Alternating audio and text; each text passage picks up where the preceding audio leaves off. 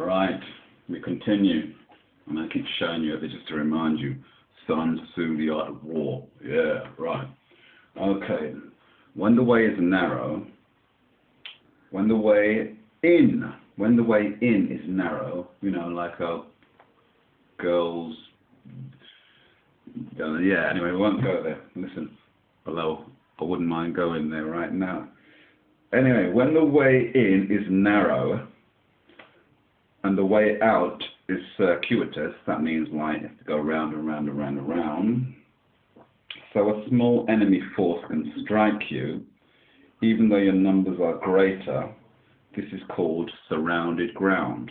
I'm going to have to get these. The reason why I'm stuttering and stuttering is because I'm trying to make up the words because I can't see, because I'm seeing all these things whizzing and buzzing around. And anyway, I won't keep harping on about that, even though I just did. Let's see. Surrounded ground. When you will survive if you fight quickly and perish if you do not. This is called dying ground. I need a light shining on it. Right? And you must survive if you fight quickly, perish if you do not. It's called dying ground. Right.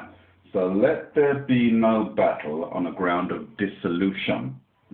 Let there be no stopping on light ground. Let there be no attack on a ground of contention. Let there be no cutting off of trafficked ground. I always remember these, or this aphorism, I think you can call it that. On intersecting ground, form communications. Yes? On heavy ground, plunder. On bad ground, keep going. On surrounded ground, make plans. On dying ground, fight. Yeah? So, we continue on 9 grounds. There's loads of other commentaries. I mean, I could go into all what these other generals say, Li Chuan and Zhang Ji and Chen Hao and Tamandao, Jidao. But we'll stick with Master Sun. Those who are called the good militarists of old could make opponents lose contact between front and back lines, lose reliability between large and small groups, lose mutual concern for the welfare of the different social classes amongst them or among them, lose mutual accommodation between the rulers and the ruled. Yeah, you know, I'm smiling because this is what I've been dealing with, I've been working on, been doing to these fuckers in this Royal Borough of prison guards. See, the Royal Borough is just one big Truman Village prison, an SP, a special prison, with everyone used or chosen as a prison guard to try and, like, you know, keep a lid on me. Because I can understand these chumps. They got their vested interests, their golden calves. I mean, if you really had an open debate, well, then you'd have to question kind of Newtonian physics, even quantum mechanics, because they like to separate subject, object, inanimate, animate matter, and consciousness, observer. Does it make a part? Does it play into how we observe the object and all that kind of stuff, you know? Can human consciousness actually interact with physical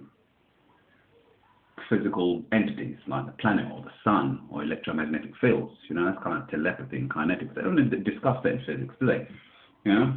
So they don't want to have an open debate about that within physics. Then, of course, then that means reviewing Darwinian evolution. You have to review that, yeah?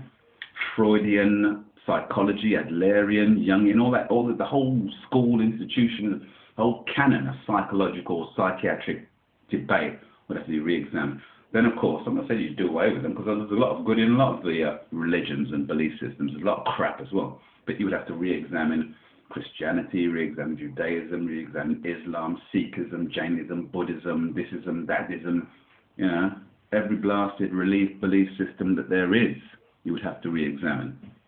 So, of course, you know, they don't have to re-examine that. They don't have to revise all that. They want to keep the flat earth theory. No, vested interest, golden calves. Oh, let's all dance around them. They'd be better off dancing around a totem pole, to tell you the truth.